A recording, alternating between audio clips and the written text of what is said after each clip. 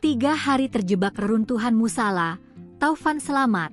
Saya yakin bisa hidup. Taufan Saputra Dewa, 13, menjadi korban selamat ambruknya musala Pondok Pesantren Ponpes Al-Hozini di Kecamatan Buduran, Kabupaten Sidoarjo, Jawa Timur, Jatim, pada Senin, 29 September 2025. Taufan berhasil dievakuasi dalam keadaan selamat setelah 3 hari terjebak di reruntuhan bangunan.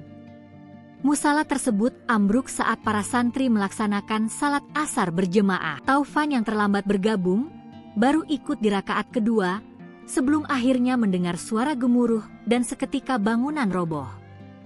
Ia tertimpa puing dan terjebak dalam posisi telentang, dengan jarak seng hanya sekitar 3 jari dari wajahnya. Selama 3 hari di bawah reruntuhan, santri asal Dupak, Surabaya tetap sadar dan terus berdoa agar segera diselamatkan. Ia mengaku menerima suplai air dan makanan dari petugas penyelamat yang mengetahui keberadaannya. Petugas akhirnya berhasil mengevakuasi Taufan pada Rabu sore, 1 Oktober 2025. Saat ini, ia masih menjalani perawatan medis akibat kaki kirinya yang terluka karena terjepit puing bangunan.